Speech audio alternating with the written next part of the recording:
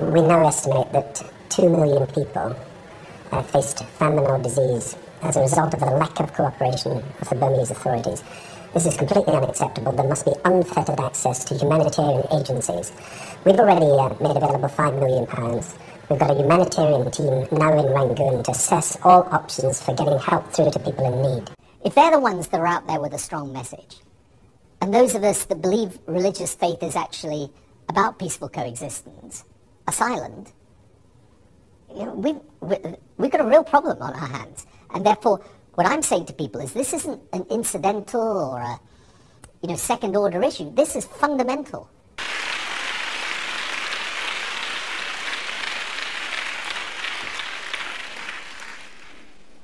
Conference, I know that in the history of our party, sending troops to war has divided us as deeply as any other issue.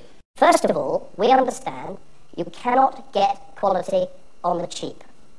We will give public services the proper funding they need so that everyone in the country can have the access to the services that they need. As I said before, no ifs, no buts. Well, I think you will find that there's nearly 1 million people off benefits, fewer people are on benefits than there were 10 years ago. So there has been very strong growth in our economy, and you can see that around. Bournemouth is a growing, prosperous city, and you see that in every part of Britain. But look, of course there's more that we need to do. It's necessary because there's currently a voluntary agreement with the Prison Officers Association by which they voluntarily agreed not to take industrial action, and they are legally bound by the agreement.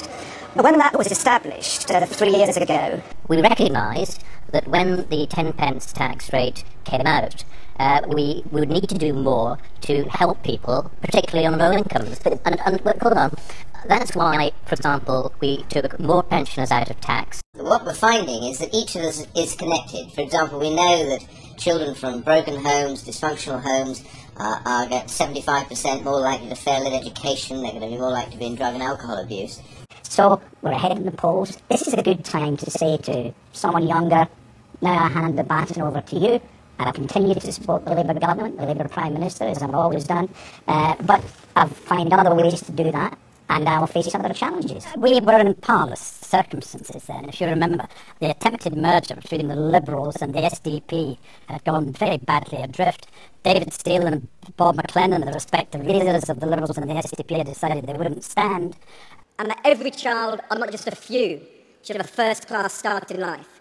And that all young people should be not just free from poverty, but also able to have a happy and healthy childhood and help to go as far as their talents can take them. 4 months ago, almost to the day, as we've seen 25,000 of you marched through London. Many of you here were on that march, and I met, as Janice said, some of you on that day.